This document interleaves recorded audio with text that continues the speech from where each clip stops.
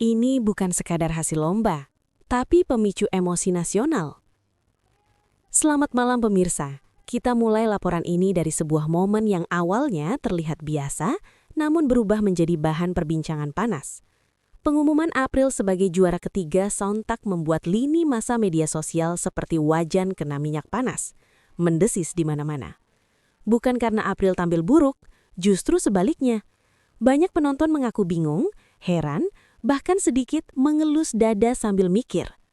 Dari sudut pandang jurnalis, reaksi ini menarik, karena jarang sekali posisi juara 3 menimbulkan amarah lebih besar daripada juara 1.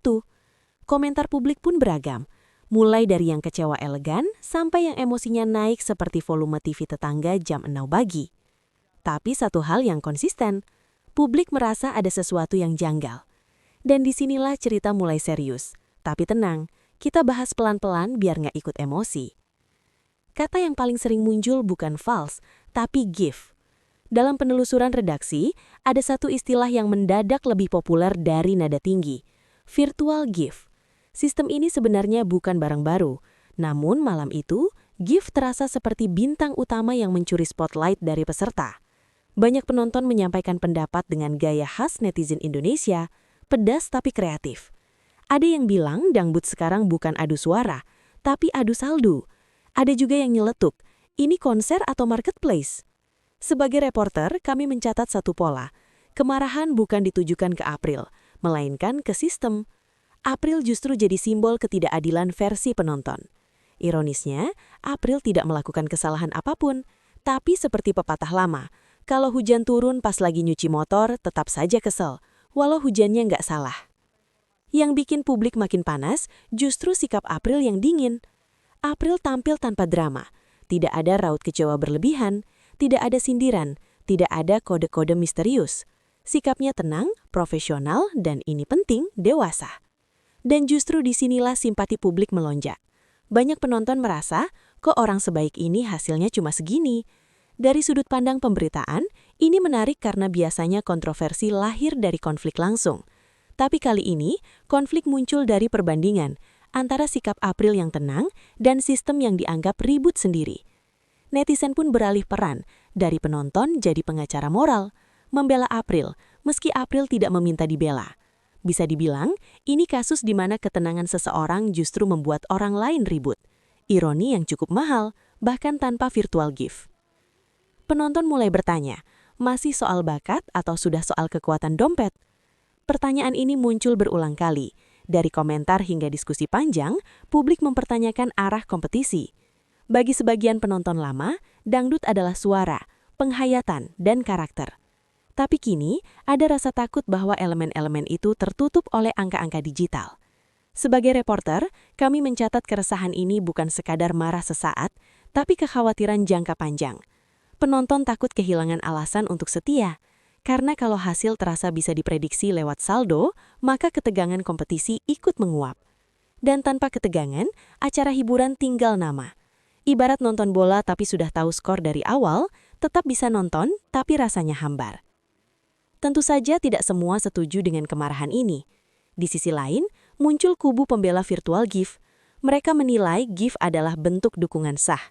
Tidak ada paksaan, tidak ada larangan. Kalau ada yang mampu dan mau mendukung, kenapa harus dipermasalahkan? Argumen ini juga valid, dan sebagai reporter, kami harus adil. Sistem memang dibuat untuk dimanfaatkan, tapi konflik muncul ketika penonton lain merasa tidak punya daya yang sama. Disinilah jurang persepsi terbentuk. Yang satu merasa ini kompetisi bebas, yang lain merasa ini kompetisi berat sebelah. Dua-duanya bicara soal adil, tapi dari kacamata yang berbeda. Dan seperti biasa, yang terjebak di tengah bukan sistem, tapi pesertanya. April seolah jadi korban tanpa pernah menjadi pelaku. Tidak ada laporan April meminta dukungan berlebihan. Tidak ada drama personal. Namun namanya terus disebut dalam kontroversi. Sebagai jurnalis, kami melihat ini sebagai fenomena simpati terbalik. Semakin hasil diperdebatkan, semakin besar dukungan moral yang diterima April. Bahkan ada yang menyebut juara 3 ini justru menaikkan pamornya. Dalam dunia hiburan, popularitas kadang lebih berharga daripada piala yang berdebu di lemari. Bisa dibilang, April kehilangan satu gelar, tapi mendapat ribuan pendukung baru. Lumayan, walau tidak bisa ditukar diskon parkir. Media sosial berubah jadi ruang sidang dadakan. Kolom komentar mendadak seperti pengadilan rakyat. Ada jaksa, ada pembela, ada saksi dan tentu saja ada hakim dadakan. Semua punya opini. Ada yang rasional, ada yang emosional, ada juga yang sekadar ikut ramai. Tapi satu hal jelas, topik ini berhasil mengikat perhatian publik. Dari sisi pemberitaan, ini menunjukkan betapa kuatnya keterlibatan emosi penonton. Namun keterlibatan tanpa kepercayaan bisa berbahaya. Karena ketika penonton merasa suaranya tidak lagi relevan, mereka bisa pergi. Dan penonton yang pergi biasanya tidak pamit. Pihak penyelenggara pun ikut jadi sorotan. Meski tidak selalu diserang langsung, sistem yang digunakan menjadi bahan evaluasi publik. Banyak yang berharap ada penyesuaian, agar bakat tetap jadi faktor utama, bukan penghapusan total, tapi keseimbangan. Sebagai reporter, kami mencatat harapan ini lebih dominan daripada tuntutan. Artinya, penonton belum sepenuhnya kecewa, mereka masih peduli. Dan kepedulian adalah modal penting, karena kalau sudah tidak peduli, barulah bahaya. Ibarat remote TV, selama masih ditekan berarti masih ditonton. Ironisnya kontroversi ini justru mengangkat nama April lebih tinggi.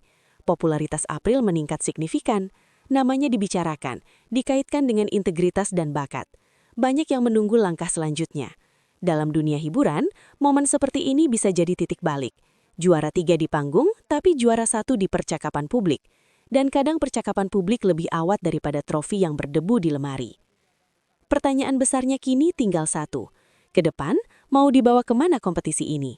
Apakah tetap seimbang antara hiburan, dukungan, dan bakat? Atau justru semakin condong ke arah interaksi digital?